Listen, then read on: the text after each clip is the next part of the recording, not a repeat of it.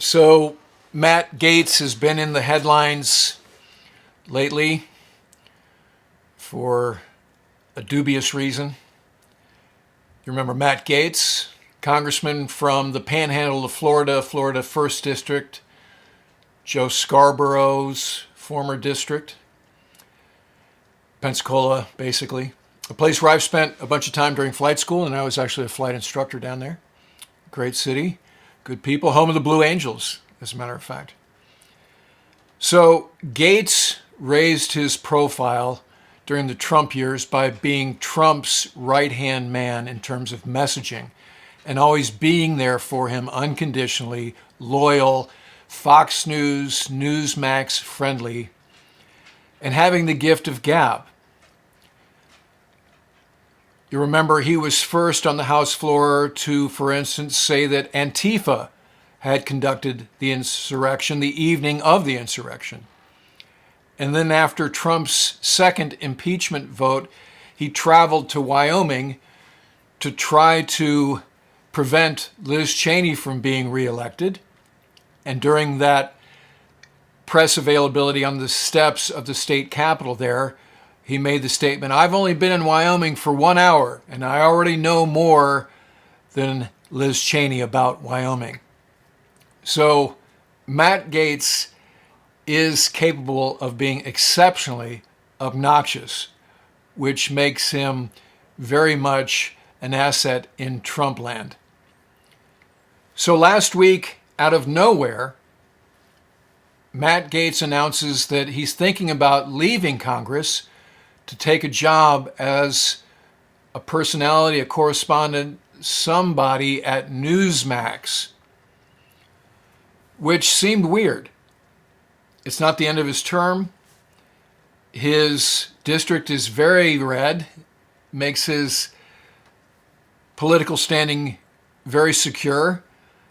He still has the good graces of Donald Trump, and Donald Trump, by all appearances, is still in charge of the Republican Party. So why would Matt Gaetz suddenly announce that he's leaving Congress to go be a personality at this B-League JV Fox News outlet called Newsmax? And then the answer became apparent very shortly thereafter when the New York Times released a story written by Michael Schmidt and some others that reported that the Department of Justice under Bill Barr, so the Trump Department of Justice, had started an investigation into Matt Gaetz along the charge of sex trafficking. So when you hear the term sex trafficking, it evokes images of van loads of young women being transported across international lines against their will, being forced into prostitution, those sorts of images. But what specifically Matt Gaetz is being charged with in terms of sex trafficking is transporting a minor, in this case allegedly a 17-year-old girl, across state lines and paying for her hotel and allegedly paying for sex. So when this story came out, Gaetz immediately went to friendly environment of the Tucker Carlson show. And on the show that evening, he did a uniquely Matt Gaetz kind of thing. So Matt Gaetz has the gift of gab, no doubt. But he's not always sophisticated with his attempts at misdirection, and that hit was a good example of that. In fact, at the end of it, Tucker Carlson said, "That is the weirdest interview I've ever done." So as he allows that the New York Times report is true, meaning he is under investigation while denying the charge, he tries this misdirection where he says, "This is about extortion of my father and my family." And he says, there's this elaborate plot to extort my father by two guys. And let me get the names right here. guy named Robert Kent, who's a former Air Force intel officer, and Stephen Alford, a real estate developer. So by Matt Gaetz' assertion, they approached Don Gaetz, Matt Gaetz' father, who's a prominent citizen and businessman in the panhandle of Florida. And they said, if you fund this hostage rescue mission into Iran to rescue Robert Levinson, who's been there since 2007 and by all reporting is dead, but they said, if you fund this rescue mission, we can almost guarantee a pardon of your son and the dismissal of this DOJ investigation. So based on that, Don Gaetz went to the FBI. And again, by Matt Gaetz' assertion, they had him wear a wire and do a conversation with Robert Kent. Robert Kent has come out and said he denies the charge of extortion, said something cryptic like, I was trying to sweeten the deal. Not sure what that means. And then Gaetz also named the DOJ official who has brought this ruling forward. His name is David McGee. David McGee has also denied any wrongdoing with respect to extortion and has accused Matt Gaetz of throwing the Levinson family under the bus. So you can imagine the pain and suffering that Matt Gaetz has already caused that family. Matt Gaetz is exceptionally adept at throwing people under the bus. And in fact, during this interview on Fox News on the Tucker Carlson show, he attempted to throw Tucker under the bus twice, or at least drag him into the narrative. So first he says, so you know, Tucker, you were accused of a heinous sex crime. And Tucker's like, whoa, hold it. 20 years ago, this guy I did not know made a completely fallacious charge that I categorically denied.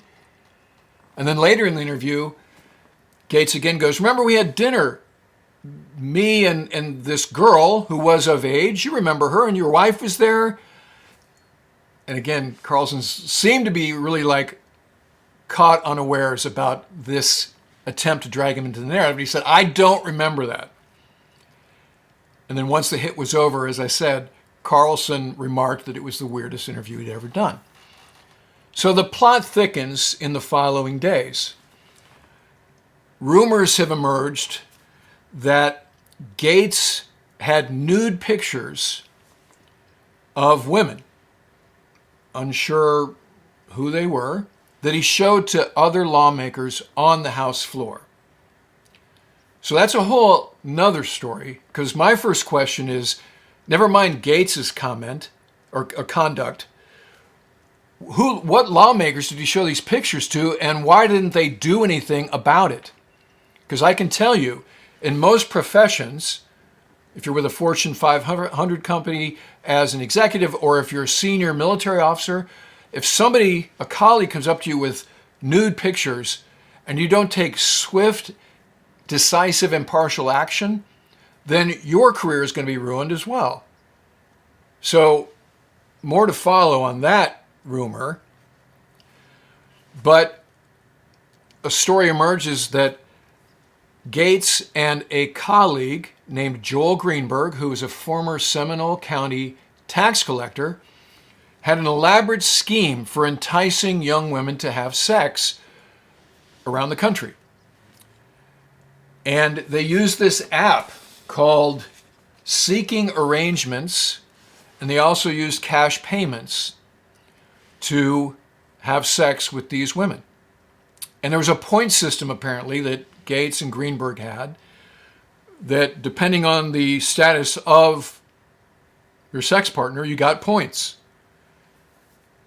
So obviously Greenberg and Gaetz, not very nice guys. In fact, Greenberg has not just been accused, he's been indicted by the Department of Justice for sex trafficking.